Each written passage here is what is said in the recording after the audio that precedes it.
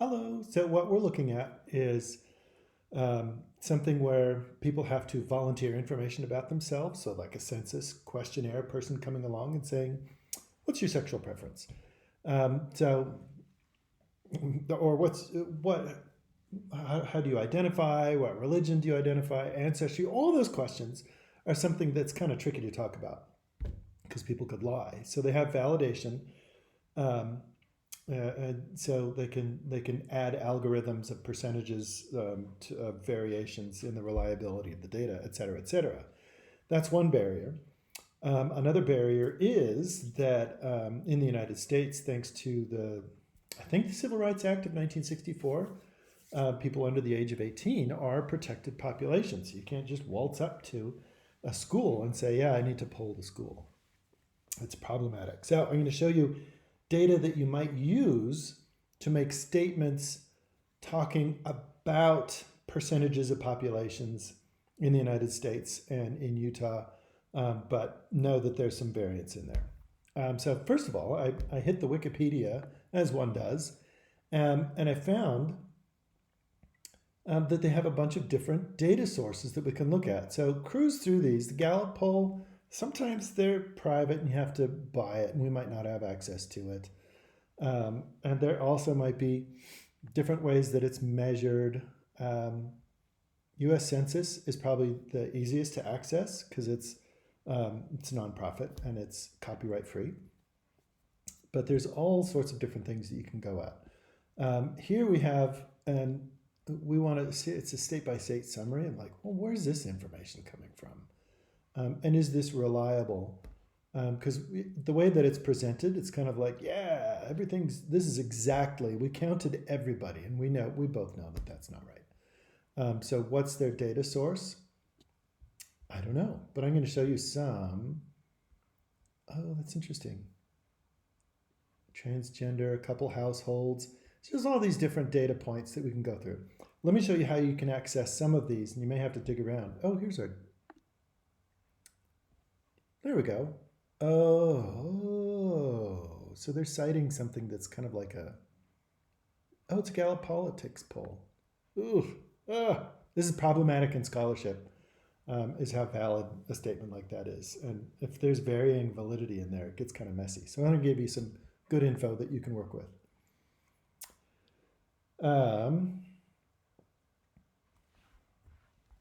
Okay, from databases at the library homepage, if you go to the letter S, we have a graphical user interface for the US Census under the letter S, and it's called Social Explorer.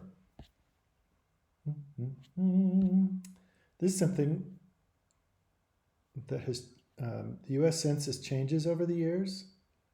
Oh Lord. There we go, Social Explorer, sorry.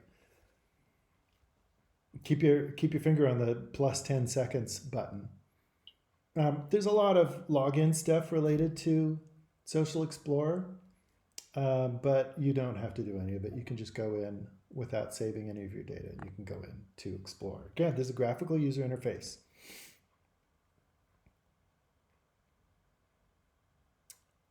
And so let's go up. One of our data sets was the 2020 US Census. So by default, it plonks us in probably to the latest American Community Survey. Yeah, 2021. Some of these are statistical estimates and things like that. And what you can do is you can narrow down by state and things like that. But let's change data. Let's go into 2020. And then we could go in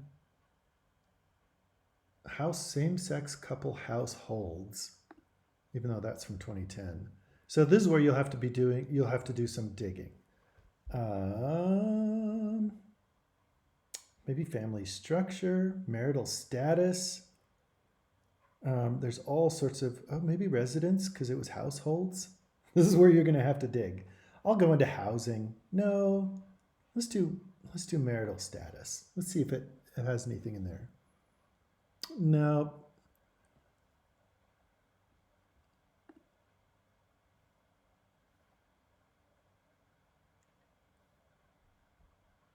occupation, ancestry, religion, elections. This is where you get to dig around. Let me just show you one. I'll go back to family structure. Here's where we have some of these gendered moments, like male householder, female householder, no husband present. When you click on any one of these data sets, it will churn into that data set and translate it to the map. And so we can see, that's fascinating, Louisiana and Mississippi. But if you go into Utah, you can see the percentage, say 0.99% out of the total householding. And you could even go in by county, and you can see that there's more single mom households in San Juan County. And you can even zoom in farther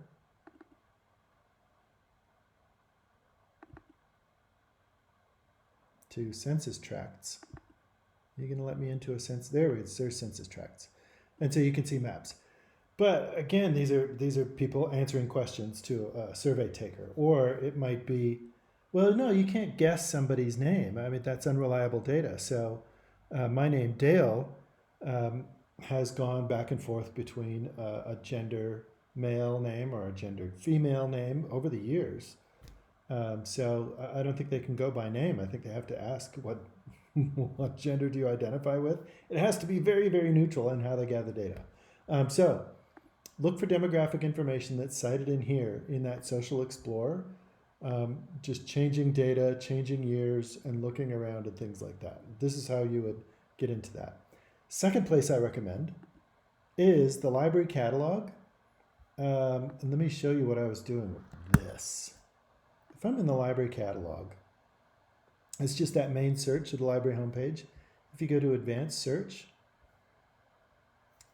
you can go to find, and I have a great book that I found, which is why I'm showing you this one.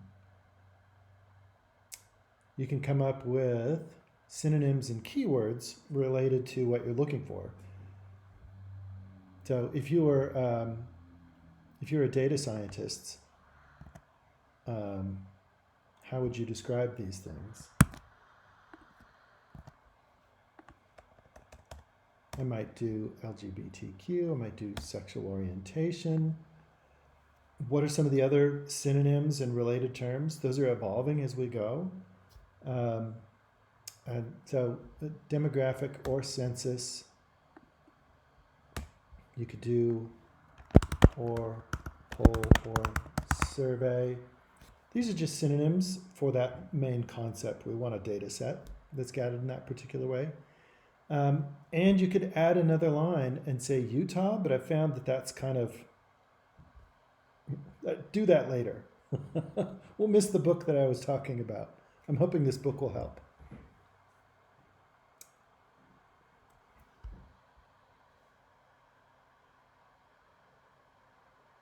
Okay, some of these go way back and are just horribly out of date.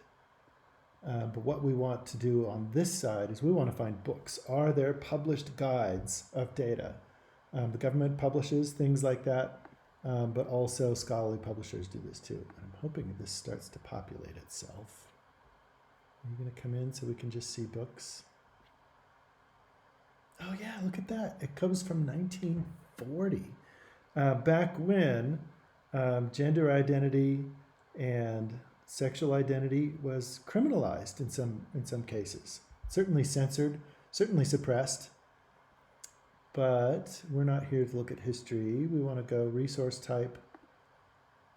So this can be like dissertations, book chapters. We want books because we want the whole idea to be about that information gathering, and it might give you more survey data to look at. So let's just look at the books we got.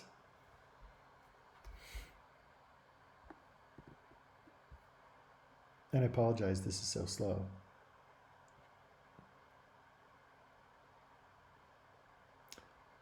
And then I'm going to do, once everything stops churning,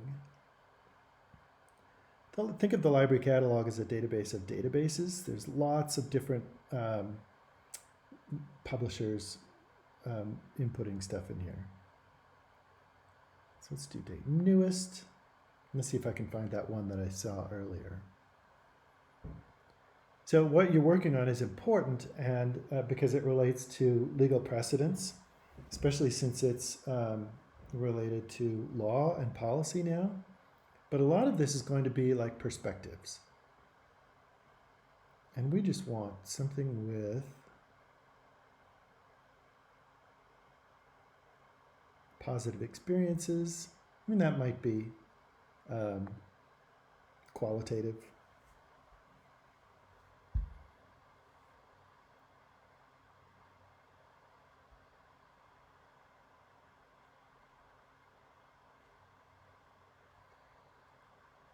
Oh, I might have done a different search. I might have to talk or send you that title later. But what we find in here is that a lot of these are studies of very discretely defined populations. So it's somebody who's religious, or it's somebody who's from Japan, or it's somebody in a particular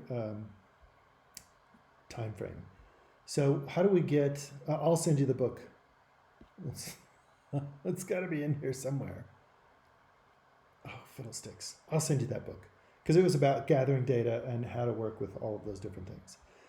Next place to go is, I'm going to go back out to the open web. If you go out to USA.gov, USA.gov publishes all states and cities as well as federal things. And so you could do LGBTQ youth. And when you look for that, this is looking for web pages and governments in the United States or just the United States in general that are talking about different things. So this is a great place. What you will get in these are valid data that they've done for population studies. So this is the Center for Disease Control. There's the CDC again. There's youth.gov. Go through these and look for some of the data you are looking for. You can also put in the search, you can add Utah, but that might be LGBTQ. I'm going to omit youth because that one, again, that youth is a protected population. Hey, look at that. Governor Cox declared June as LGBTQ plus Pride Month in Utah. What'll happen with these statements is they'll come out with like data of like, we want to represent a particular constituency, taxpayer, things like that. So that's a good place to go. Another place to go, and maybe this will be the last one, just to spare you from my video, two more databases. One under S is called Sociological Abstracts. If you spell it right. Sociological Abstracts. This one has data worldwide, and it might not have data on Utah in particular. LGBTQ, and when I do a star, that'll get the plus. Actually, let's do the star back here.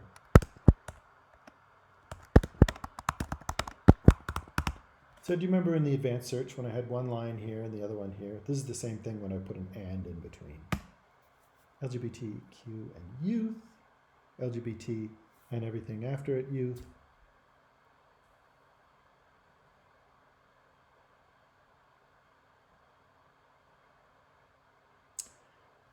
This might not have data, but it'll have a lot of experiences. But we can just do in Utah. But we're a very small population. If you compare us to California, we're just like a little speck in the population. So there's not a lot of people who've done searches specifically in Utah. So you might have to narrow it down or look at similar data in other places. So you could look at conservative states.